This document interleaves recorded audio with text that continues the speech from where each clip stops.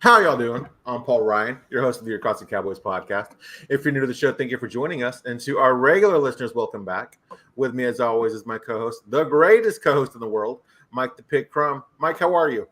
Doing good, man. Doing good. A lot of football, wrestling, so podcasts, a lot of stuff to do this Monday. Coming off a victory and a good weekend for us overall, with the Eagles losing and stuff like that. So pretty good. Absolutely, sir. Mike, where can we find you on Twitter? CD Piglet, guys, nice and easy. And making his grand return, of course, no show is complete without the conductor of the Jake Ferguson Hype Train, Mr. Brenden Fergie Smith. Brenden, how are you, sir? I'm doing fine for now. I'm really happy to be back. I'm just hoping my internet doesn't absolutely just poop itself here. That is the reason. Well, let's try not to jinx it, my friend. I know, I'm scared. Well, Brenden, where can we find you on Twitter? You can find me at Brenden_Smith26. I am Paul Ryan. You can find me on Twitter at Paul_Ryan15. Well, I've got to admit, Mondays are always nicer when we get to talk about a Cowboys win, especially over a divisional opponent. Now, some of you may know and some of you may not, but we decided last week, because of how this Cowboys season is projected to go, we thought instead of talking about Meatless Mondays to start off the show, we would have a new football-oriented segment instead. After some thought and discussion, we decided on NFL thoughts. Here, Mike, Brenden, and I will discuss the previous week in the NFL and share any storyline stats or anything from that week in the NFL that caught our eye. We'll each discuss 2 or 3 things that we found interesting. So, Mike, give us your first NFL thoughts.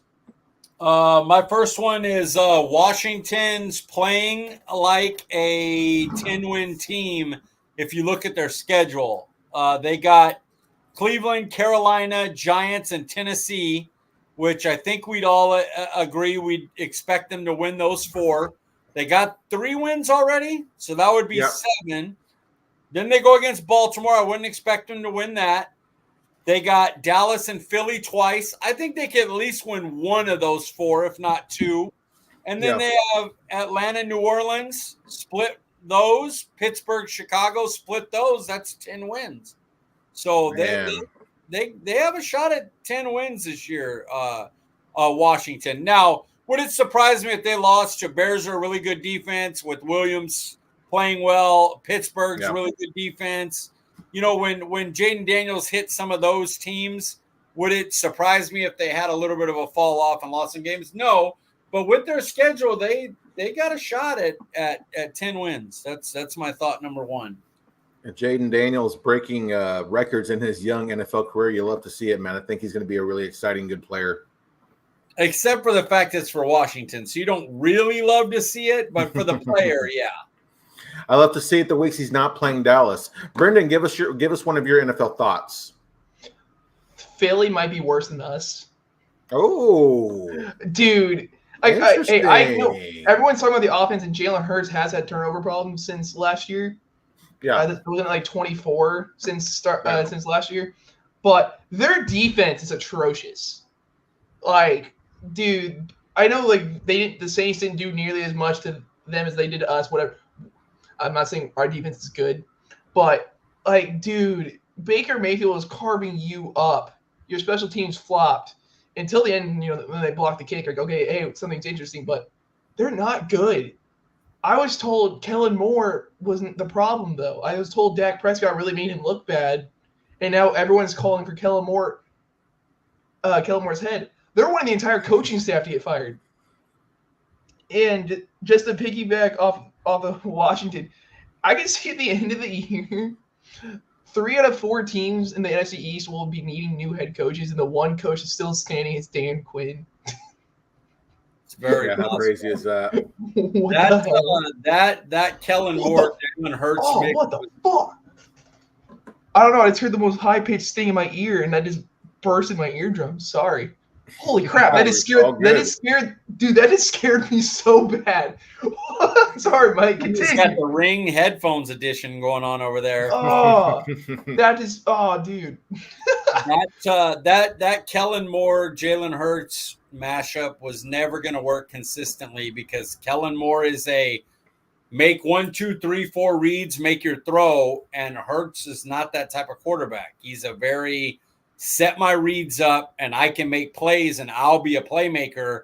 But if you ask him to more play the quarterback position more cerebrally instead of just off like talent, like, okay, give me the 1-2, I can make the throw, or I'll run and use my legs. If it's like, okay, these guys are doing this, what are they running? What's going to go here? I got to look 1, 2, 3, 4. That's not his style. And so there's a reason his turnovers they seem to be elevating even more than they were last year. So we'll see how that strip sack was ugly. He didn't feel the pressure at all. Completely on him. Like that when you get a blitz like that picked up the way that is, that's a touchdown. And the coverage was probably good on the back end. So then you run. You get away and run. I don't know. What did you think was going to happen when the guy got past Saquon Barkley, that Barkley was going to offensive line him and hold while you're going to – it's just that's one of those ones where the sacks aren't on the offensive line.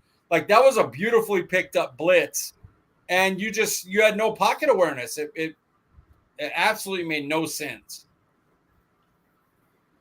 Yeah, so my NFL thought here is even with an average and sometimes below average offense, the Chiefs are still the best team in the NFL. I mean, their defense is just they're a defensive-led team that has Mahomes and Andy Reid to make enough plays. That's crazy. I mean, even without Rashee Rice now, and they lose Hollywood Brown, Travis Kelce looks like he might be on the decline. They still keep finding ways to win. Yeah, it's insane that they find now.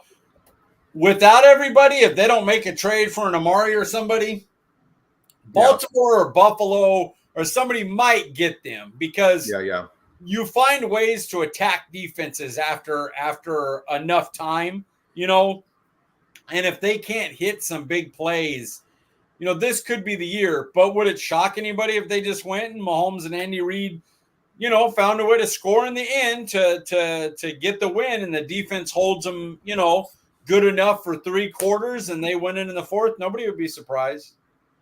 Yeah. No. Were you going to add something to that, Brenden? I just kept thinking about how your own quarterback took out your number 1 receiver.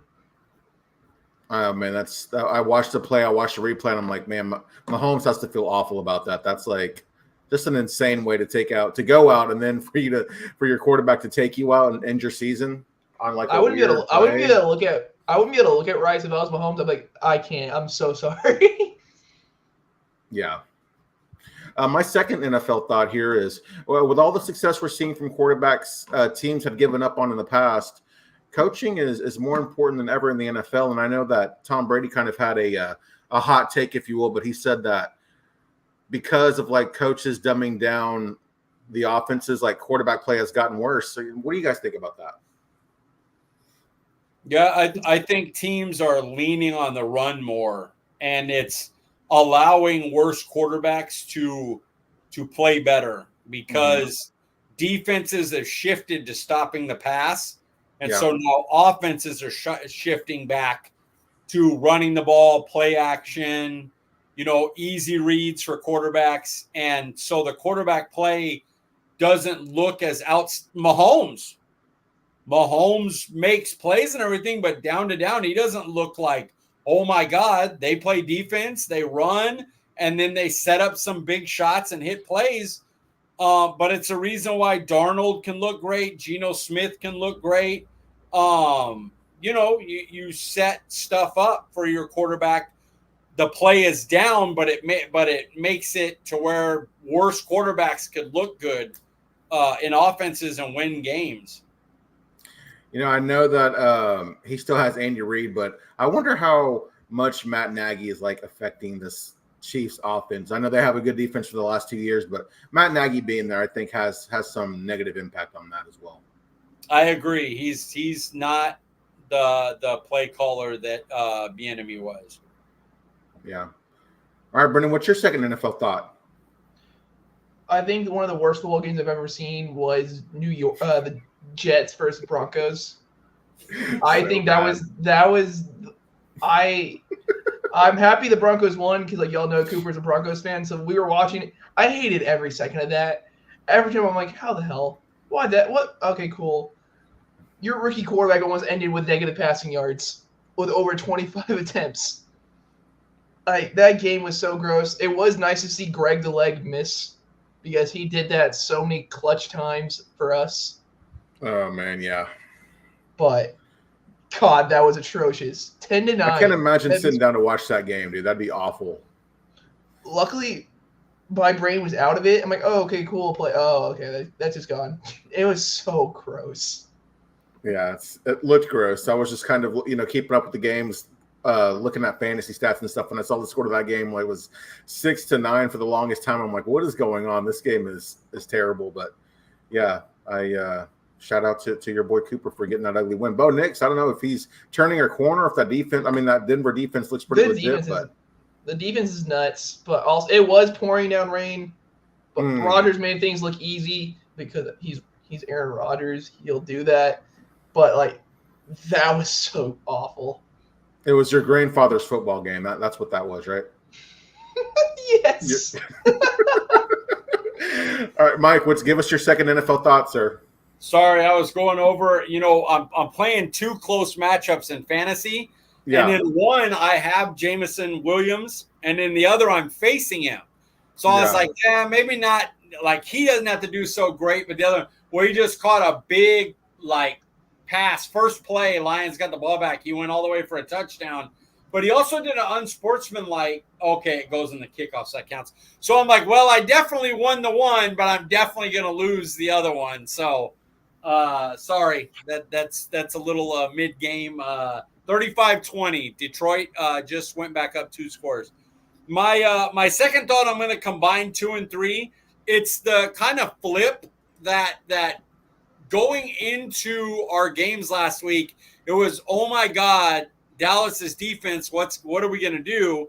And Steelers were like, dude, their defense, their defense is going to shut us down.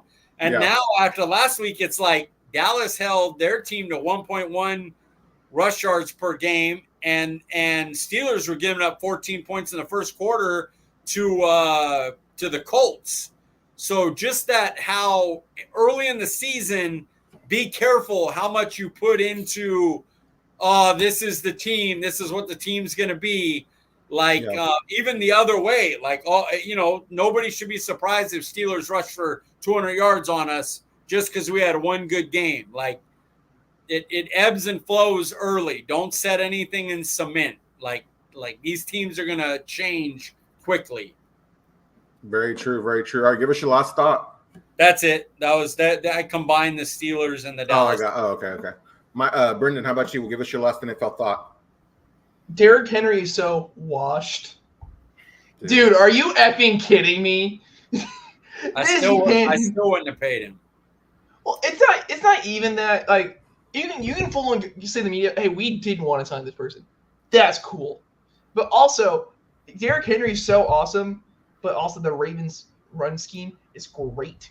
I don't want to see what he would have done in this, because you see a parallel universe where you see him on Dallas. He wouldn't be doing really anything. He probably still have close 100 yards some games. He wouldn't be doing this. But, dude, he's so damn good still. And now he's a person that he can rely on to now where they don't have to load the box for him. They're loading the box for Lamar. Dear God. I would have called. I mean, hey, you gotta kick the tires, dude. Yeah, we don't have a lot of money, but if you could probably get 7-8 million somewhere else. But if you want 5 here, we'd like you to play for us. To not call, don't get me wrong, that's dumb. I'm just saying, I'm not paying him 7 to 10 million. Even if he is, I don't want to pay that position any money. So, I don't know, man. But him and Zeke are the same, right? Him and Zeke are the same. Oh, they've had so many carries. They're just the same. They're worn down, right? Zeke's a dead body from college. He barely survived the first couple of years in Dallas because he took so many hits in college. It's crazy. I don't know. I don't think Zeke, as much as I love Zeke, I think his off the field, his off-season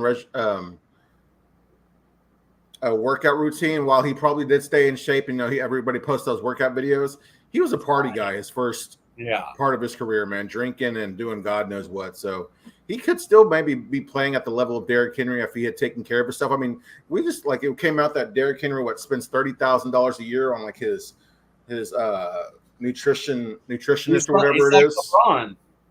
You know, but you know we'll always have the early memories of Zeke. I don't want to turn this into a Zeke bashing, but yeah, to not call Derrick Henry is ridiculous. And whoever said that Derrick Henry was washed is wow. I don't know who was saying that, but man, I'm glad I don't follow them potentially. My last NFL thought here is seeing all of the injuries early in the season. I think preseason and padded practices might actually be more important than ever. Yeah, that's true. The risk of injury. My NFL thought is we need to do one NFL thought because Meatless Monday was like 5 minutes, and this one's 15. We need to do one. Yeah, it's 15. We need to do one NFL thought a week. That is my adjustment. My NFL thought is adjusting NFL thoughts. Well, honestly, I'm not sure. The reason I set it up this way is because, I don't know how much Cowboys will want to talk about or we will need to talk about, depending on how the games go and the opponent and stuff. So I wanted to try to add some other interesting layers to make it at least interesting for the listeners, for the audio listeners at least. Well, what I would do is until like it's draft time, like week 9, if we get to week 9 and we haven't won a game, then NFL thoughts expand to 3. But for right now, where it's like we're still competitive, we're still involved. Yeah. Let's do one NFL thought. If week 9 we haven't won a game, we're drinking. Like this is gonna be a show of us just drinking, dude. Like are you joking? I'm trying to give up drinking completely now. Well, let's get to week 9. Let's get to week 9. Let's get to week 9. We'll see how things are going. Well, Mike, speaking of winning, was the win against the Giants fool's gold? No. The reason now you don't come out and go, "Oh, we're back," but is it a big time win? You played the Ravens, who beat you up. You're worn out. Then you had to travel, play a division opponent. Everybody knows each other. They know what they're going to run. And anytime you could win one of those games, it matters. And you won a tough game. Injuries throughout. Like at one point, you were on your 6th and 7th corner, had neither of your best edge rushers. Like you had to gut a game out. And if there's one thing we could say about this team, they gutted out 2 wins all last year. I'd say Seattle and Detroit. And the Detroit one had the bad calls going back and forth and the ref mistakes. That really the Seattle one was only the gut out one, and that's because Dak outscored him. This is one where it had to be a mix. The whole team had to gut out a win. So, I'm going to give them credit for it. Now, like I say, you could lose the next 6 games, and it doesn't matter. But this win, I'm giving them credit for. That's a tough road win. I like it. What about you, Brenden? Do you think this win was fool's gold? A win's a win. Short week, prime time. Well, prime time. It's Thursday night football, whatever. But it's still the Giants, and so this is still one of the more disappointing wins I think I've watched. Yeah. But it is a win. It is a win on the road against a division opponent. So that means you get that game out the way early, and you have a 1 game. You're 1-0 in the division. So I'll give you props, but it was really gross. Yeah, I don't think this game was fool's gold either. But as bad as the Giants are or might be, that game was way too close. But like you said, Brenden, a win is a win for sure. But yeah, that was a little too close for comfort, in my opinion. But like you mentioned, it was a short week, and we were on the road and stuff. So a few different factors. And then you lose Micah and Tank Lawrence. But it's we got to win against a divisional opponent, so that's all that matters. Were you encouraged by the run defense or discouraged by the pass defense, Brenden? The pass defense. Singletary is an okay back. And I am proud of what Mozzie did. I am proud that we did hold him. It is the Giants' offensive line in Devin Singletary. That's not saying much. Malik Neighbors murdered you. Wan'Dale Robinson murdered you. I know there was no touchdowns, but just off of yards and stuff. Dude, they were killer. Diggs looked fine at times. I'll get into booth and all that later. That was just a shit show. It was ugly. You made Daniel Jones look almost perfect without throwing a touchdown, and I wanted to throw up. Mike, what about you? Encouraged by the run defense or discouraged by the pass defense? Well, I'll ask it this way. Do you think that happens if they have even Kalen, forget Deron Bland, forget the All-Pro. Do you think if they even had Kalen Carson, do you think they'd have thrown that well? Not as well, of course, because Kalen Carson is better than practice squad players. But Wandale was getting open off dig sometimes, and mainly Malik Neighbors is as inhuman as we've seen. I really don't want the Giants to get an actual quarterback now because I don't want to know what Malik Neighbors will do. I think if they had Deron Bland and their guys were healthy and it wasn't off of a short rest where everybody's beat up, I don't think they'd have had the – I'm not too discouraged about the pass defense just because they were so beat up. Well, Deron Bland's an all-pro, though. So I'm saying we add another all-pro to the defense. I'm thinking we're going to do a lot better. But we're down to like one fifth stringer, you know. It was Izzy McQuamu was in there playing outside corner. The guy played slot all training camp, never played outside. And they're like, just throw him out there, dude. We don't have anybody. Like, what do you? When Diggs cramped, it was Izzy McQuamu and I ain't even gonna try to pronounce the guy who got an interception at the end of the game. He had six picks one season, I think, with the Lions a few years back. So it's not like he's some practice squad, never has played in the league guy, but it wasn't your best cornerback duo out there going against a guy like Neighbors and Wan'Dale Robinson. You know, that's tough. I'll give him a break on that one. Now, if Fields and Pickens and them, you know, if he goes for another 300 on us passing now you'll come back and ask that question again, and I'll be scared.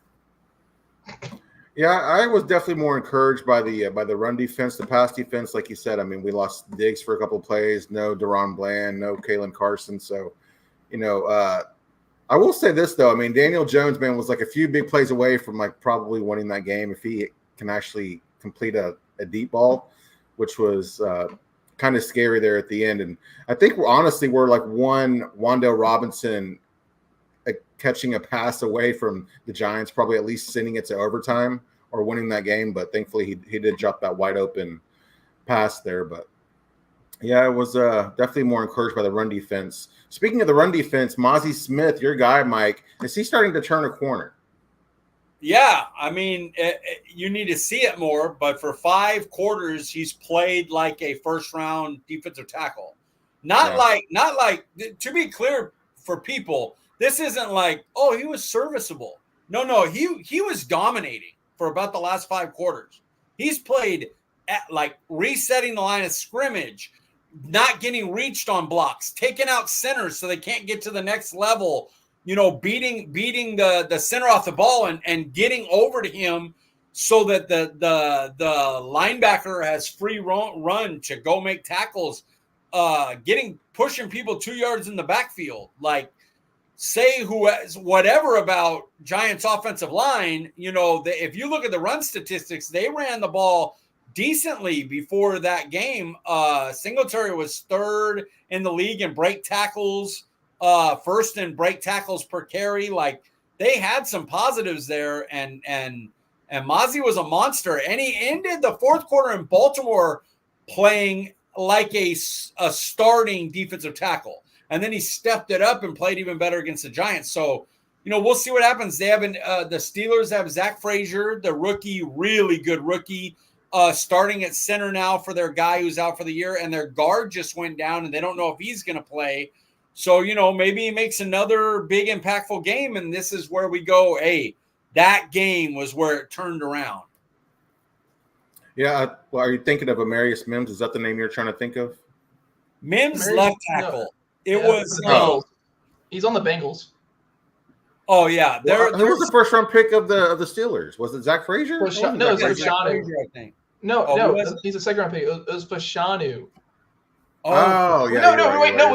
Wait, my bad. No, it was it was Fats, the guy you kept calling Fats. Troy Fakanu. Oh yeah, did he? He went to the Steelers because Fashanu went to the Jets. Yeah. All right. I thought Troy Fatsman. Okay, yeah. Well, regardless, that's left tackle, and Mozzie had better not be going against the left tackle at any point. I don't know why that would happen. But Frazier and him will be a good matchup because Frazier is smaller, but really, really excellent and technical. And the guard's going to be a backup. So let's see if he can wreak havoc. Seattle scored again, man. This is back and forth. It's just the start of the fourth quarter, and we are at 27-35, one-score game. If you have Kenneth Walker on your fantasy team, you're feeling pretty good tonight. He's got 3 touchdowns. That's nice. Shit. Do you have Kenneth Walker on your team, on one of your teams, Brenden? No. Do you have anything to add to? Do you have anything to add to the Mozzie turning a corner? No, Mike hit it right on the head. I want to see it, of course, with against some better competition, but he's doing what we've been finally needing. So if he can keep building on it, I'm not saying it's gonna be like any like Pro Bowl season, but just saying like we can come out at the end of this year like, hey, we got something here that's automatically better, 10 times better than what you had last year. Yeah, if you're dominating bad competition, that's a positive.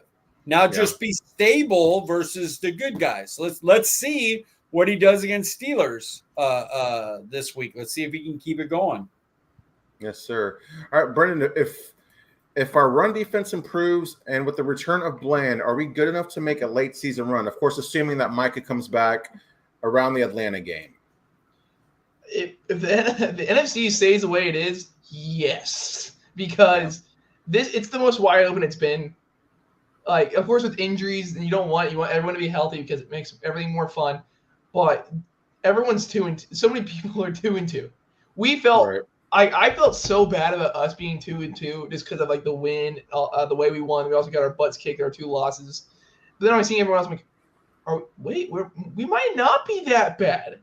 Okay, we saw the Bills, who were 3-0, get murdered by the Ravens, and I'm like, oh, okay, so it's not just us. So Dak isn't the only problem quarterback then, if we really think about it.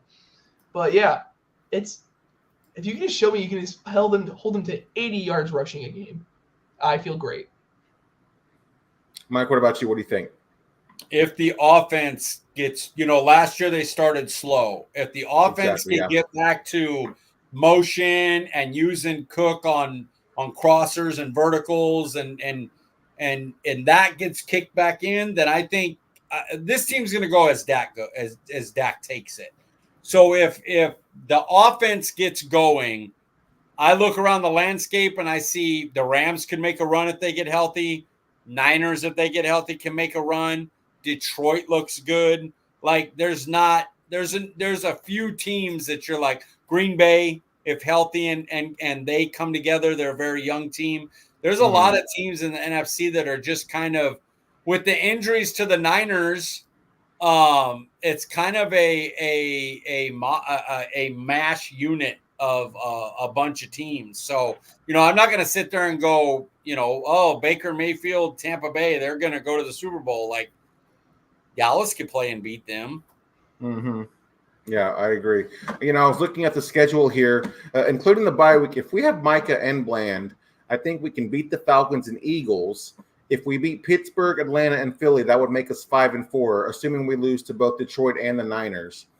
As bad as this division looks today, I think we can, but the schedule isn't easy after that either.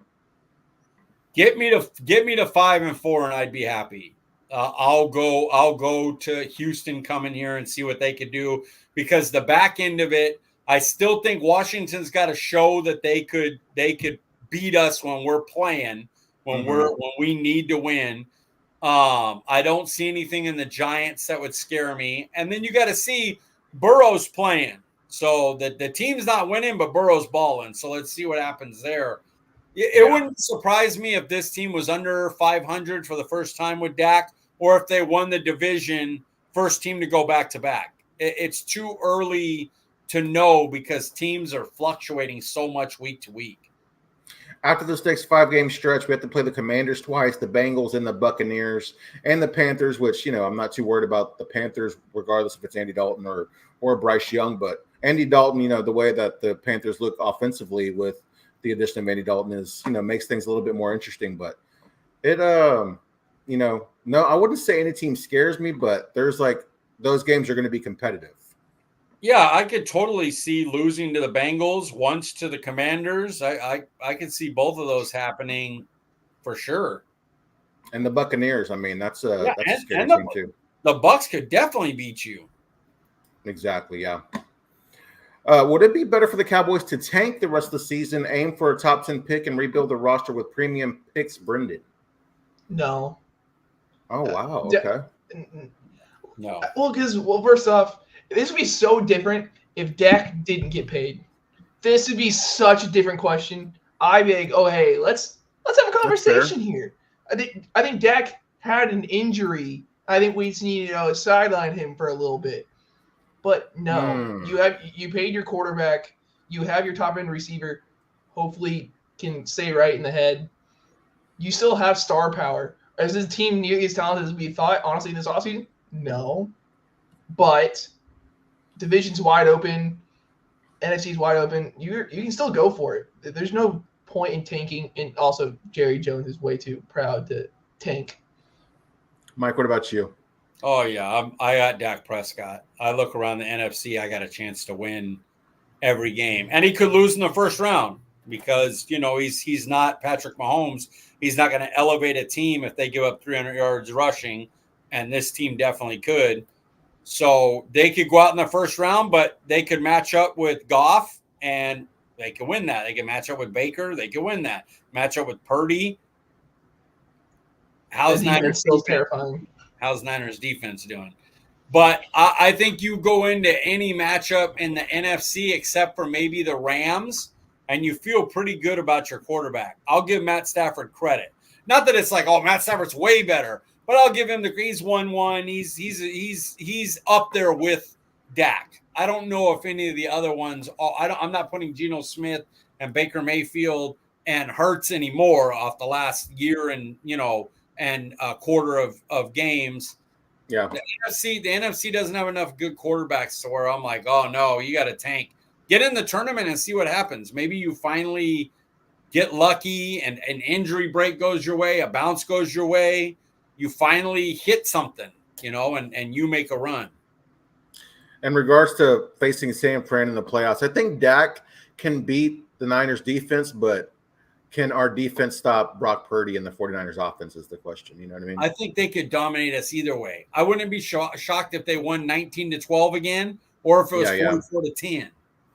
No, I'm not saying I would be shocked either, but I'm just saying I feel more confident in Dak beating the Niners defense than I do our defense stopping Brock Purdy in their offense. Me too.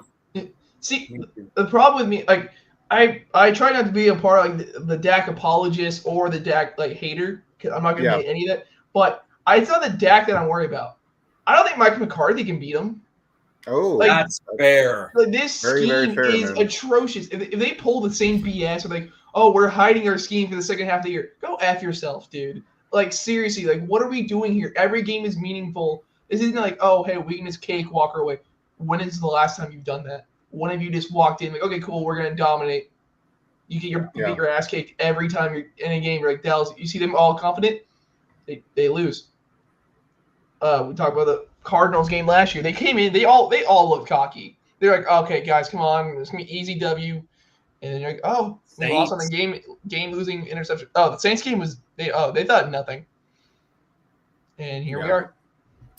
I like that take, man. Thinking about Mike McCarthy, it's I feel like when his time with the Packers, I thought that him and the Niners had some battles, and he got the better of the Niners. Am I mistaken there? I don't remember too much, but that's Rodgers in his prime, and that's one of the best. That's one of the best quarterbacks we've ever seen. That's also teams didn't like Niners know that scheme now. Like that years later, they know how they're like, oh, okay, we know what they're gonna do. Right. Shanahan was barely even there though when McCarthy was still with Green Bay. It's been that's true. Yeah, you're right. Yeah, I would say it was Harbaugh, right? Probably more Harbaugh than. Mm-hmm. Yeah. Whatever coach they had, the defensive line coach they had in 2015 as their head coach or whatever the hell. Jim Tomsula. Wow, what a pull. He was our defensive line coach under Mike Nolan. Mm-hmm. Mm-hmm. Yeah, that we don't say that. We don't say that name. Dark times, Mike. Dark times. That was the first year of this podcast, man. That's insane to think about. And I don't want to think about it because Zimmer might be getting close to that conversation, honestly. That's a rough hold call, man. I mean, yeah, I guess. Yeah. So, and just coming back to this question about the tank for the season, I hate wasted years for players like Dak, CD, and Micah, but with the way the Joneses operate and how they manage the cap, I think getting premium talent would be better than potentially being one and done in the playoffs. But with the way the top tier teams are playing, the significant injuries to premium players, though, does that inspire any hope for that this season isn't lost, Mike? Yeah, it's not lost. You have Dak. Like Dak, he's one of those dudes. Like in a scheme that offers no help, gets no one open, he still runs a top offense. Like I think they're second in passing yards. Like he's how? Yeah, because we can't run. Yeah, because we can't run. No. Well, they offer no easy buttons for him, and he continues to do great. And then you get into the playoffs, and teams go, well, we know how to take this shit away. Just do what you got to do. And if Dak is Patrick Mahomes and kills and is Josh Allen and unbelievable, then you take the loss. But we know how to stop this offense, make him be great. And in the playoffs he hasn't been. I'll you got to give him that. It is what it is. So, but no, you still got a chance. What about you, Brenden? Are you worried that the season is lost? With the recent injuries to Micah and DeMarcus Lawrence? It didn't make me. It does not make me feel great. Like after Thursday night after that game, I felt awful. I'm like, well, this is great. We're gonna look bad, and this is gonna be Dak throwing for 5,000 yards and hopefully 50 touchdowns for us to do something. But then after seeing the entirety of Sunday turn around, I'm like, oh, so we don't have to die yet. We just have to survive. Like that's just the main goal is just to survive this year and see what happens once you hit the postseason. If you can get to the postseason. Yeah, that's true. Yeah. Seeing all of the injuries across the league has definitely made me more optimistic about our chances of winning this division and predicting what the season could be like. I know the Commanders are looking pretty tough, but it's still pretty early in the season, so anything can happen, of course. But I'm definitely more optimistic than I was heading into the Giants game. Looking at Brandon Cooks or Donovan Wilson, who's the bigger concern for you, Mike? I'm going to go Wilson because Cook started slow last year, and they were able to pick it up when they started running, more of a professional 2023 offense, That's not real. Yeah. Wilson, and you guys know I'm a Dono guy. I can't say anything if they end up benching him. But the problem is I don't know if they can now. We'll get into that later. But if they benched him like Marquise Bell was healthy or they just wanted Wanye Thomas out there and have two little bit better cover guys, I mean, I can't, as a Dono fan, I can't be like, what? No, you can't. He's played like crap. I couldn't believe he missed that tackle on Singletary, like on fourth down when he was in the backfield. I was like legitimately shocked that he didn't finish that play. That's the problem, really. He'll always have his ups and downs covering. You live with that. But you live with it because of what he does as a front seven player. And he's missed too many tackles. If you're not going to be a playmaking, really impactful up front guy, you turned into a wash Jamal Adams style player, and you don't want that. Brenden, what about you? More discouraged by Brandon Cooks or by Donovan Wilson? It's Donovan Wilson by far because Brandon Cooks, Mike, just like exactly what Mike said. This scheme does nothing for Cooks right now. It does absolutely nothing. It's the same scheme we saw against the Packers, and you see press coverage, him running these short routes, and Cooks has to go. Cooks is a smaller guy. He's not made to be the jump ball dude. He's made for deep crossers. He's made just for go ball, like for using his speed. Donovan Wilson is like an NFL safety. Like he does not right now. I like a lot of these events you can say like, oh, that's gross. Oh, that's terrible. And a lot of the times it's number 6. I was hoping that he would do well this preseason, like in the preseason. Dude, he's so bad. There's no NFL caliber play he's made this year. The interception was fluky as hell. Derek Carr threw it right at him. Yeah. Didn't save him. Do you think we could see maybe more of some Wanye Thomas in the secondary and Mike Zimmer, putting using Donovan Wilson more as in the front seven as more of a run stopper with these latest injuries to DeMarcus Lawrence and Micah Parsons. What are you going to do with the linebackers? Who are you going to sit to put Donovan Wilson down there? I mean, Overshown. I don't want Overshown. Not Overshown, obviously. Kendricks is a monster, and if they play a third linebacker, I'd rather have Leafau or Clark out there than Wilson. The way Wilson's playing right now, so I just can't. I can't see him playing the curse type linebacker. I could see him being the safety and coming up as the 8th guy in the box still. But I can't see him as a linebacker. So, just real quick, what are your thoughts on how Malik Hooker's been playing this year? Not bad. He's fine. He's played replaceable. Like if his contract goes up, I wouldn't re-sign him. He's been a replaceable level starting safety. So if it costs you any money, you let him go. If it doesn't cost you money, he's serviceable out there. He's fine. Brenden, what about you? What are your thoughts on Hooker this season so far? He's the most okay player. But also the same problems, though. That deep ball from Rashid Shaheed, there we go. That's the name with the Saints. And that was an incredible throw, though. Oh, no, it was. But both your safeties getting parted. You play 2 deep safeties for a reason. Shaheed is super fast, but you have 15, 20 yards on him. They also didn't press him. Carson's supposed to press him at the line, like try to hold the route up the timing or two. So it was a mix. It was a mix. The rush just missed. It got there late. Your guy didn't bump. If he does bump like a good bump, Osa probably gets there for the sack, and then neither safety gets back well enough. So it had to be 3 levels. I'm not going to call Osa's a mistake. He got there later, but it was 2 levels of the secondary's mistake that allowed that play. I will say when we talked about it, like that Saints game, they just did everything perfect. Like they were had a flawless game plan and they just made no mistakes. So now we had piss poor effort by the defense for sure, but they just had, we saw what happened to them the following week against Philly, but they just played us perfectly. Super Bowl. You play your Super Bowl when you know all the eyes are going to be on you. You're playing at the Star, the home opener. Exactly, yeah. Defense just stinks in this game. How shocked were you that Aubrey missed that 40-yarder, Brenden? I wasn't shocked, only for the simple fact, we're gonna lose this game in an ugly fashion. This is how they stay in it. This is what's gonna go down. It was just the perfect matchmaking for the Giants to win. And if Daniel Jones wasn't Daniel Jones, that's a win. Exactly, yeah. That's exactly what I thought too. What about you, Mike? I was just irritated that McCarthy just didn't call timeout. Why are you like, hey, let the time run, because we don't want to give them a lot of time left, so kick it. Just wait till 1 second, call timeout, and then just send your kicker out there to kick the field goal. What are you rushing them out there for? But then wait, because we want to run the clock, but then 1 second timeout, send the kicker out. Like, not hard. Some stuff like that is like, I know you get lazy because you got a guy like Aubrey, Yeah. I send him out there, it'll be good, 50 yards. Like, no, do the right things. Call the timeout 1 second, then send him out.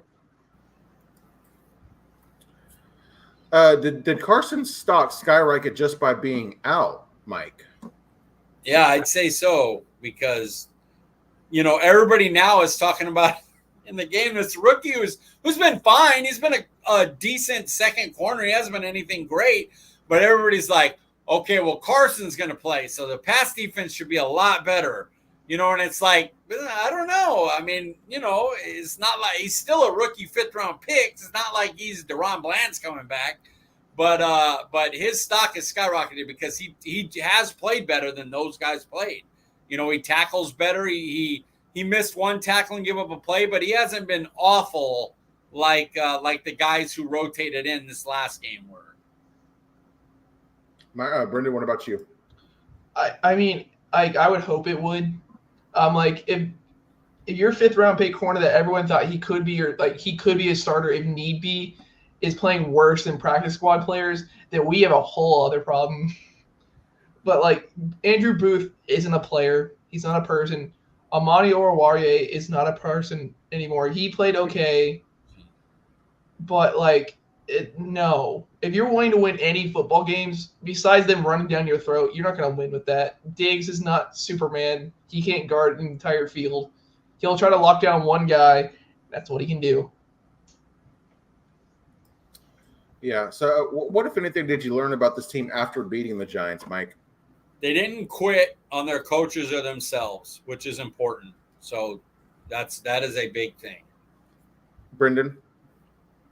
They can scheme things when they want to. That first half with Dak and CD, it looked good. I'm like, hey, you actually know how to use your top 3 wide receiver. Yeah. I'll talk more about the second half later, but they showed that they can. That second half was such a beating. What worries you, or excuse me, would Dallas have beat the Steelers playing like they did against the Giants, Mike? No, not how they played against us. Now, the run defense would have helped, and Justin Fields would have had to throw, which is good, but they weren't covering anybody, and so they wouldn't have scored as much on that Steelers defense. And if Justin Fields is able to pass, you're effed. What about you, Brenden? Do you think the Cowboys can win against the Steelers playing that way? Oh, hell no. Not even close. Yeah. Also, the way your tackle was played, Terrence Steele did do well against Brian Burns. I will have to give him props because Brian Burns is a great pass rusher. You're facing T.J. Watt. Yeah, so if him and Guyton play like that, no, it's going to be a murder. I don't know. Some of those calls against Guyton were like questionable holding calls. Now, he did have some really bad holding calls that he deserved, but there were some really bad calls in that game. There was two that weren't holds. There was 2 that plain and simple were not holds. He did also just get beat by Thibodeau a good couple of times, though. And he's like, oh, damn. Thibodeau was looking like a baller that night. I don't know how the rest of the season has been going. I haven't seen a lot of Giants football, but he looked like a baller that night for sure. Yeah. Which worries you more, the Steelers' rushing attack or the Steelers' defense, Brenden? I want to say their running attack, but aren't there 2 running backs still hurt besides Justin Fields? But isn't Najee Harris? Warren missed this week, and I know Cordell Patterson apparently went down in that game as well. So it's now just Najee Harris. Oh, Najee played? I swore he was hurt too. Yeah, he got hurt too. Yeah, I thought he played. Him and Warren were both out, or at least that's what the scouting report was showing. I don't know. Maybe he was a game time decision. I don't know. I was just stat watching. No, he had 13 carries and 6 targets. All right, he did play. Okay, but no, T.J. Watt scares the hell out of me. Your tackles are by far your weakest on your offensive line, and he scares me so much. What he did against the Falcons, I can easily see him doing against us. Yeah. Very fair. Mike, what about you? Steelers defense or their rushing attack? I was more I was more about their defense before I saw the Colts kind of move the ball pretty well against them, score 14 points early, and then Flacco got in, who's a statue, and even he did some good stuff. So yeah, I think I'm worried about the run defense because I think they can control the game. If they can run, they don't have to put Fields out there and risk him making mistakes. And the defense can play, they're not going to get worn down because they're going to control time of possession. So I really would like to just stop their run and make Fields a thrower, and I'll take my chances with Dak on the other end. Yeah, I think, stopping the rushing attack might be easier than it would have if they were fully healthy. We'll see what happens by the end of the week. But, I'm not too worried about Najee Harris. I'm a little bit more scared of Jaylen Warren just as a runner. And, Cordell Patterson, I know that, say what you will about him, but the way that Arthur Smith likes to use him in his offense, that type of player has been known to give players trouble throughout their history of the Cowboys. So it'll be interesting to see. But, I'm not too worried about – honestly, I'm not really that worried about the Steelers' defense. I haven't watched a lot of Steelers games. I know T.J. Watt is, somebody that can take over a game. But I think I'm just most scared of what Fields might be able to do as a runner. And, he just had his best game as a passer. So we'll see what happens there. But Well, what is it about the situation in Pittsburgh that has led to the Justin Fields turnaround, do you think, Mike? Great coaching, great run game, great defense. So on Chicago, it was, what can Justin Fields do to win the game? And on Pittsburgh, it's, hey, don't lose this and we'll be all right. We made the playoffs with way less than you at quarterback. So just don't F it up. You'll be fine.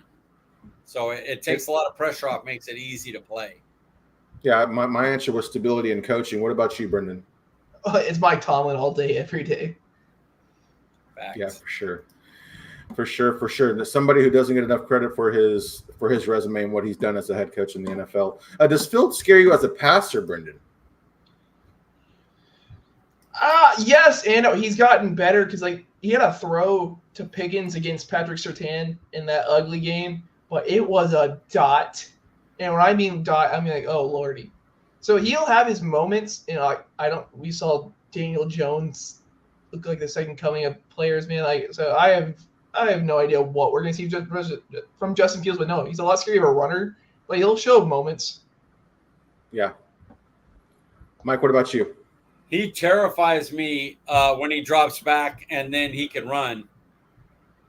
Exactly, yeah. So not so much, but yeah, I mean the threat of him running in. I don't know. Him and George Pickens looks like they're connecting. I don't know. George Pickens seems to be kind of locked in this year. I think Pickens. I think it could be Russell Wilson. It could be Kenny Pickett. It could be Mason Rudolph, and Kenny Pickens would scare me. But Fields throwing is just don't let him run, and we'll be all right. I don't know if Kenny Pickett was back there, man. I'm not sure how long this conversation would be about the Steelers. I think this would be a pretty easy victory for the Cowboys, in my opinion. I don't blame you. That's as long as they can stop the run, they'd be good. Exactly. How big, if at all, would a win against Pittsburgh be for you, Mike? It would be a huge, because you think about it. You're down 3 of your best 4 defenders. Yeah. It's Micah, it's Diggs, it's Tank, it's Bland. Those are your core 4 right there right now, and you don't have Bland. Now, Overshown's going to be that guy by the end of the year or starting next year. He'll be one of those 4. But right now you're down 3 of those 4 dudes. That's a lot to ask. And then your offense is playing a really good defense, and it's on the road. So, yeah, it would be a huge win. Brenden, what about you? This would be a pretty big one, I imagine, for you as well? Yeah. Like I said, all the injuries. You're going into Pittsburgh for Sunday Night Football. Yeah. That's never easy, even if they're bad. And then you have to face their defense. Mike Tomlin's going to the quarterback Mike was thinking of was Duck Hodges, was the QB that they somehow went 500 with. He won games with a quarterback named Duck. That's a made-up name. That's not true. You made that up. The creative player quarterback. Honestly, yeah. You see that in a random Madden-generated draft. Yeah, this would be a pretty huge win, in my opinion. I mean, this would be a resume, something that could add to his resume when you think about all the injuries the Cowboys are dealing with. And primetime Sunday night on the road, kind of similar to what he did his rookie year going into Pittsburgh, him and Zeke having that game for the ages his back in 2016. Could a victory over Pittsburgh give us some momentum we need to beat a team like Detroit or San Francisco, Mike? No. They're going to get blown out in both those games. Yeah, it looks like Detroit might have, started to click here on offense after tonight's game. Brenden, you think the same thing, or do you think this could be a momentum builder? The Steelers, their defense makes them a good team. That's what's been keeping them in games. Yeah. No, they're nowhere near Detroit or San Fran. Not even close. That's fair. Very fair. Very fair. Who will score the first touchdown, Mike? Fergie. I'm going Brenden Fergie Smith. Yeah, Jake Ferguson, I think will get the first score. What about you, Brenden? You know what? Since I haven't been able to talk in 2 weeks, I will also go Ferg, because he's gonna just jump over Patrick Queen, and I'm going to scream, and it's gonna be awesome. I've been waiting to scream for a while now. We still haven't done anything. So Fergie Hype Train will live. I don't know. For some reason, the way you said something, Mike, I thought you were about to say Overshown, which that'd be amazing. That would be crazy. Touchdown. I think it's going to be Justin Fields. I think Justin Fields will score the first touchdown. Maybe the Pittsburgh gets the ball first, and they kind of march down the field in our defense. They won't get the ball first. We'll get the ball first because Mike McCarthy loves choosing that, and then we'll punt, and then they'll score. What is it with him doing that this year, man? It's so weird. It's so stupid. I want the advantage of the before and after half. Dude, if we're down like by 10, but like we have one drive and we get the ball to start that second half. Hey, so everything's okay. You don't need to rush anything. We're okay. And they're like, oh shit, we're down 10. Then they have the ball. We're okay, cool. They get the ball to start the second half. So we have no momentum going at all. So stupid. All right, Mike, give us a score prediction. All right, I think, man, I don't know why, but I have this feeling that Dallas is going to rally behind the fact that everybody's going to be like, oh, they don't have any of their guys. They can't defend the run. The offense isn't playing well. And I just have a feeling they're going to come out and steal a game. I got Dallas 27-24, last second field goal, Aubrey. I like that. What about you, Brenden? That was a score in my head for the longest time, and I just changed it to Dallas 21-17. I like it. We're all homers tonight. 27-20 Dallas for me as well. This could be just one of those games that maybe Dallas didn't deserve to win, but they find a way to win. Let's move on from Mike's view from the sidelines. Instead of asking all three of these questions because of the time on the show where we're at, we're still under an hour, thankfully. But was it the game plan, the Giants' offensive line, or the development that led to Mazi Smith having his best game as a pro, Mike? That's Mazi. You got to give Mazi the credit. The no matter how good or bad the offensive lineman is, if you get off the snap first and get to the spot before the guy, that's not about them. That's about what you did, And then he was putting guys in the backfield 2 yards. Like, I'm not going to take that away from him. That his ability to get off the snap and get to the spot is why he is playing so much better right now. And that's about him. Okay, and last one. What do you think Zimmer will do scheme-wise to help the defense and D-line now that Micah and Tank are out? I think he's going to have to blitz Overshown, Leafau, and Donovan Wilson.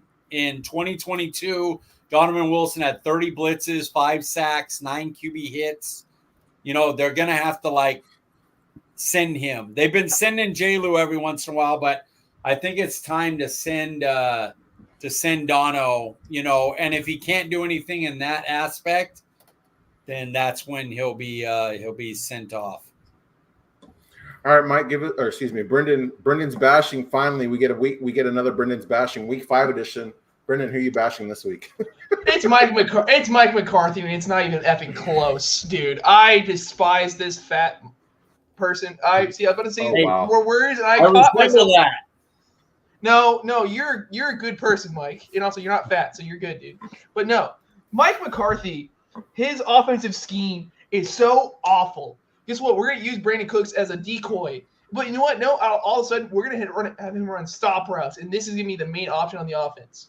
Doesn't work. Okay, cool. Man, hey, first half, CeeDee Lamb's looking great. We're really cooking. He's really getting the ball. Him and Dak look great. We're not going to go to him in the second half. He had 2 targets, I believe, in the second half. 2. Your offense isn't good already, and you already don't throw to your best player. That's the reason why we lost to Miami last year. Because the first half, CeeDee Lamb's looking great. And you're like, dude, this is it. We're going to win against a playoff team, and this is what we needed. Where'd he go? CeeDee Lamb's not the reason. CeeDee Lamb's not quitting. He's not just not on the field anymore like some people would blame Amari Cooper for. CeeDee Lamb's still there. And one of the biggest things besides CeeDee Lamb, but I just had this because, I'm the Jake Ferguson hype train conductor. I think he hates Fergie. He's running these stop routes, all these routes into the heart of the defense for Jake to die. For Ferguson to just get murdered. And he'll throw one seam ball. It doesn't work. He won't go to it for the rest of the game. Which I'm like, okay, cool. Dak threw one inaccurate ball against the Ravens. Yeah, the history of CeeDee Lamb disappearing in the second half after having big first half is very confusing these last couple of years. CeeDee Lamb could have 200-yard games. He could. This year he has 3 catches for, I think, 16 yards in the second half combined. CeeDee Lamb was in the backfield in the first half. He was everywhere. He was getting jet sweeps. He was getting deep balls. He was getting everything. Nah, hey, we thought Jason Garrett was conservative. We go to a full shell mode in the second half. Please don't beat us. Please don't beat us. Please. We're not going to do anything. I swear. Just please don't beat us. That's what he does. And we already talked about the clock management. I'm not going to go into that anymore. But I despise Mike McCarthy. Can't be mad at you for that. Here we are, Cardinals corner. After a tough loss in week 3, I thought maybe the Cardinals would bounce back at what I thought was an inferior opponent. But to my dismay, the Commanders put the belt on Kyler Murray and the Cardinals. The Cardinals are a measly 1-3 on the season. What they got next week? I thought I looked. I think that was maybe that was looking at the Cowboys schedule. Oh, Lord of mercy. I remember looking at the schedule thinking, man, Mike was right about that schedule because it does not get any easier for the Cardinals. I see 5 or 6 wins in there. It's not the Niners. Niners. All right. We'll see what happens, man. Anything can happen, Mike. Anything can happen. I can smell the Red Baron as we're speaking. Here we are, one word. Kevontae Turpin playing 7 snaps against the Giants is blank, Mike. McCarthyian.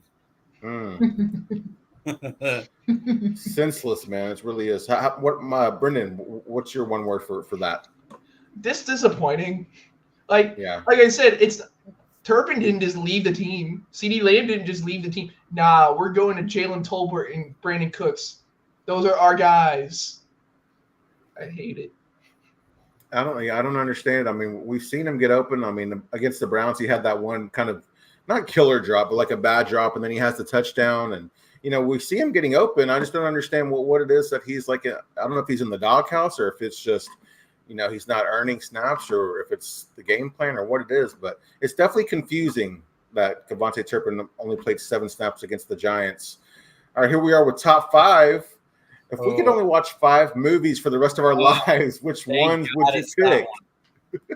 I am so glad. I didn't even write down for the other top 5 you guys had. I had no idea. I'm like, I don't want to pay for anything. Full price, yeah. Yeah. So I had nothing on that. So I'm good. Okay. Top 5 movies. Woo. Got lucky. Mike, give us your number 5 on your list. Tombstone. Doc Holliday, Kurt Russell, The Old Western. One of the most quotable movies of all time. Good action. Awesome. So, Mike, I know your top 5s are usually pretty strategic. Like, you don't like to have double, like, maybe like the same actor, like the same genre, things like that. So, was this strategy based, or was this just kind of like you like your movies and that's what you're going with? I was so freaked out about the other top 5 that I just went through and picked 5 movies that I really, really like and was like, those 5 are good. Okay, let me figure out what the hell is what. I just can't. I'm like, I plan buying stuff around Black Friday. I'm like, let me get a list of stuff, and then I'll, and I always like work. Like this chair was like 12 G's when I first wanted to get it, and I waited until I could get it at a specific price that I wanted, and that I could get it financed the way I wanted. And just to me, I'm like, I don't want to I don't want to pay anything full price. So I was like, give me an idea. Like, I got to be missing something. Like, so I was asking you guys, like, hey, give me an idea. Like, what do you mean? Like medicine? Like, well, yeah, I want but I would rather still get, like, I want the insurance to help me with medicine. Like, I didn't. Exactly, Yeah, I couldn't figure that one out. So I just picked 5 really good movies. Brenden, how about you? What's number 5 on your list? So most of mine are just kind of like Homer's Kid. It's a Smith tradition. I choose National Lampoon's Christmas Vacation. We watch it every year. And it's awesome. We can quote every part of it, and it's just awesome. Quotable. Great. That's movie. An underrated franchise. I feel like the National Lampoon's like series of movies is they're all pretty good. I love the one where they go to Vegas. Yeah, Vegas Vacation. Yeah. Was that one that you don't like very much, Brenden? Or no, it's just that one's weird. I'm a fan of Chevy Chase, so yeah. So the way I kind of based mine is I'm thinking these are going to watch for the rest of my life, and of course, thinking about my wife and my son, I've got to pick something that I think that they could watch with me, or at least a couple of these enjoy with me. So number 5 on my list is The Greatest Showman. That's a movie that my wife really enjoys. That our wedding song is from that movie, and it's one of the few musicals that I actually enjoy. Les Mis is a better Hugh Jackman musical, but Greatest Showman is very, very good. My wife does love Les Mis. I'll have to watch that one day. Oh, it's great. You'll if you can watch musicals, Les Mis is definitely worth it. Number 4, I think you guys would be proud of this one: The Return of the Jedi. Yes. Mm-hmm. Another movie my wife enjoys, and plus Star Wars movies are so long, like 3.5 hours. It's you get to kill a good part of the day with a movie like that. Yes, Return of the Jedi is not 3.5 hours long. It's a little over 2. Or 2.5 hours, whatever. I thought most Star Wars movies were 3 hours. They're between typically a little past 2 hours. Or is it like episodes 1, 2, and 3 that are like the 3 hours that reach the 3 hour mark, or are they all up just a little over 2 hours? A little over 2. There's one that gets to like 2 hours and 20, but I don't remember what. Maybe the prequels weren't that long. Yeah, I think there's one of the 9 that gets a little bit longer than the others. Maybe it was Last Jedi. Maybe. Yeah. Brenden, number 4 on your list. This is another Smith staple here, but it's the only movie you can find for like Thanksgiving, but it's Planes, Trains, and Automobiles with John Candy. Those fellows, dude. He's got his hand between dude's ass. That's what that is. If you haven't seen it, should we just start talking about the Chicago Bears after that?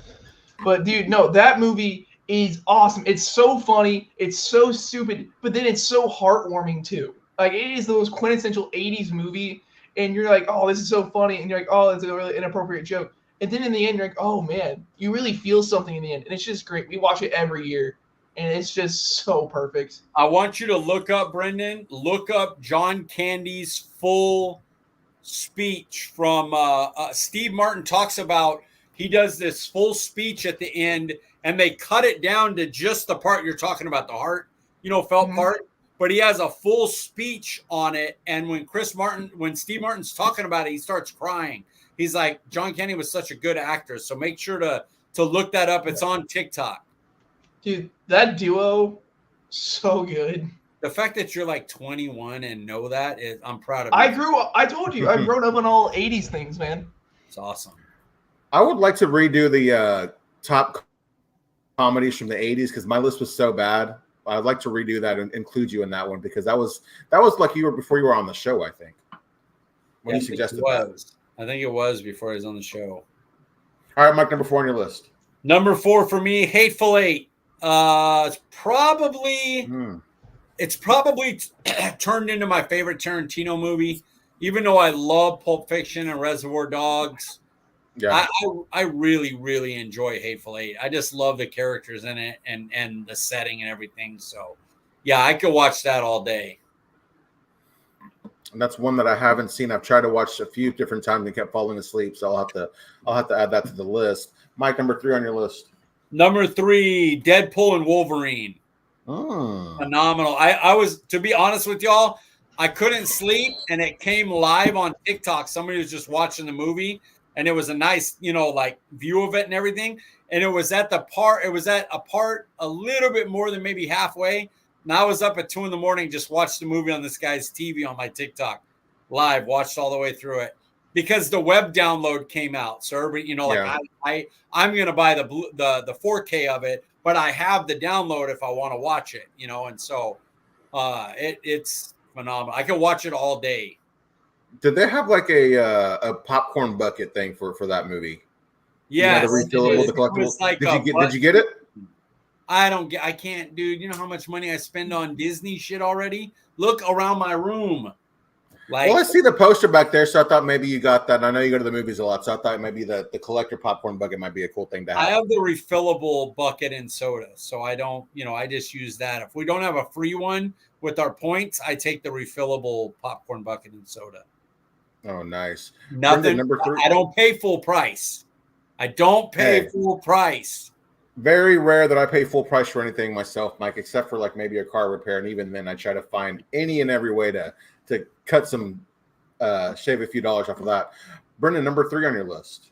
I couldn't choose. I couldn't decide between Deadpool 1 or Deadpool and Wolverine. That was my 3. They're both so perfect, and it's so funny. The best first rated R. It's not. I know that wasn't in the MCU yet, but like the first rated R Marvel movie that was just super funny and gory, and then Deadpool and Wolverine. It's if you know what you're watching. Like my parents saw it, and Mike is already gonna hate my parents, and he hasn't even met them. They didn't like it because they had no idea what was going on. They haven't watched anything since Endgame, dude. Like they have no idea what's going on or anything. They're dead to me. But dude, it's so good. And also, the popcorn bucket was Wolverine's mouth. That's what it was. They had one that was like Deadpool's butt too, or one of them's like the backside was like their butt. I remember that. Because Ryan Reynolds is peak when it comes to anything marketing. But yeah, Deadpool. Like I said, I couldn't decide, but that was my number 3. Number 3 on my list, I went with The Prestige. Christopher Nolan, one of my favorite Christopher Nolan movies. Underrated. Oh, son of a... I have honestly, that's probably. I think that's just outside my top 5 Christopher Nolan movies, and that's how good Christopher Nolan is. Nolan movies are, because The Prestige is elite. It is, yeah. It really, really is. Number 2 on my list, I had to add some comedy, man. Dumb and Dumber. Great movie. You're not going to have any issues with me here. I'm a Jim Carrey guy, so that's all day. And I think that's one my wife can enjoy watching without like being. She hates movies that have a lot of cuss words and stuff. So, you know, I tried. I would have had like maybe Liar Liar, but I don't think she would even like that one too much. So, Dumb and Dumber, perfect. Yeah. Number 2 on your list. Brenden. This isn't my number 2, but I'm so upset. I didn't even think about Christopher Nolan at all. Dark Knight should have been on my list. Honestly, I love that movie so much, but it's not, and I'm upset. But my number 2, it's just movies I kept watching ever since I was little. Hot Rod with Andy Samberg. Good, dude. Dude, my cousin, she loves that movie more than anything itself. She'll dress up as Rod for Halloween and all that. But it's another super quotable movie. And Andy Samberg is just great. Like he's so funny. Good. It's elite. It's such a good movie. That is an elite comedy. Elite. I remember around the time that came out, it was like Superbad, Walk the Line, and Hot Rod all came out around the same time. It was such a good time for comedy movies, man. That Hot Rod was so like not known. Like I remember I used to talk about it back then and nobody knew what it was. And then it's more when Bill Hader and Andy Samberg and them became stars at SNL, not just like the video guys, but like stars. Then people went back and were like, dude, Hot Rod was so great. And I'm like, yeah, that's one of the funniest movies I ever seen. It's so stupid, but that's the point. So funny, but so stupid, man. I need to watch that again. It's been too long. Mike, number 2 on your list. Number 2 is the movie Chef. You guys have heard me talk about it. I knew that was going to be on your top 5. I knew it. First of all, if I got to watch all the time, I want something with food. And it's one of the best food movies. And then it's just such a good, like, heart family movie and everything. So it's funny. It's great. That's one of my favorites. And then my number 1, Shawshank Redemption, because it's always my number 1 on the movie list, basically. So a movie I've never seen. Wait a minute, Mike had no Star Wars. Because I didn't. If you didn't notice, I put no movies. Deadpool, Wolverine, you don't really have to watch the other MCUs to enjoy it. They put enough in the movie that you kind of see all around. So I'm not going to put Back to the Future 2 because if you're just watching that, you're not seeing like one sets it up. What happens at the end when he disappears? You don't get to see the end of part 3. You know, Star Wars, if I put Empire Strikes Back in, I want to see him go. I want to see them save Han. I don't want to just see Han get taken away and then I'm like, I want to watch all of it. So those movies I don't put in there because I want to watch them all. The only reason Deadpool and Wolverine got in there is because, like, it's seriously like one of the best movies I ever seen. It's like a perfect movie. And so I'm like, I'll put it in there because they show enough of what happened in Logan and the characters from 1 and kind of 2, not really, but They do enough in Deadpool and Wolverine to where you get the idea and you don't have to like. If I don't watch Infinity War, I don't want to see Endgame. If I don't watch, I want to see both those together. Even though I love them and their movies, I want to watch Infinity War and go right into Endgame so I can see what happened. And if I didn't get to do that, I'd be like annoyed. Very fair. Brenden, number 1 on your list. Well, see, I hear Mike's rule for all this, and I don't abide by that. It's Revenge of the Sith. I love that movie more than any movie I've ever seen in my life. It's so awesome. It doesn't get the rap that it deserves. One of the best choreographed fight sword scenes I've ever seen in my life. The Duel of Fates playing, dude. Ewan McGregor kills it as Obi-Wan. Of course he does, because Ewan McGregor is perfect. It's so great. There's so much fun. I'm gonna fight. One of the best. I'm gonna fight. What? Duel of Fates. Oh, my bad. That's episode 1. That's episode 1. My bad. I'm sorry. I will jump through the computer. That's my bad. Okay. I have the fight scene in play in my head, so I just said a name. But it's got one of the best opening scenes I've ever seen with a fight over Coruscant, and it's so awesome. It really is. It's by far my favorite movie of all time. Well, speaking of opening scenes, probably the best opening scene I've ever seen, and arguably one of the best in cinematic history. Number 1 on my list, The Dark Knight. Oh, you did have that. See, but how do you? I want to watch the other one then. But you don't. I don't care about Dark Knight Returns, and I don't really care about Batman Begins, honestly, dude. I mean, they're good, fine movies, but neither one compared to The Dark Knight. Dark Knight Returns? Yeah, I'm going to fight both of you guys. I'm sorry. What's the third one? I forgot what it's called. Oh, no. It's Dark Knight Returns now. That's the name of it from now. Batman Returns, though, was like iconic, bro. Let's not get it twisted. Yes. I think Dark Knight Returns is the best. Night, guys. Where do the Michael Keaton Batmans rank for you, Mike? Nolan's are number 1, and then the 2 Keatons would be after that. Yeah. I love the Nolan movies are brilliant. Absolutely. I love tonight's top 5 category. I thought it was fun. Like we decided last week that ending the show with top 5 always makes the episodes much more enjoyable, regardless of a win or a loss. And if we cut down the opening thing about 10 minutes and make it one apiece, we're just barely over an hour. Yeah, for sure. All right, Mike, where can we find you on Twitter? CD Piglet, guys, nice and easy. Brenden, where can we find you? At Brenden_Smith26. Guys, I'm Paul Ryan. You can find me on Twitter at Paul_Ryan15. We appreciate you joining us, and we'll see you guys next week. I like the haircut, and I like this with the rest of the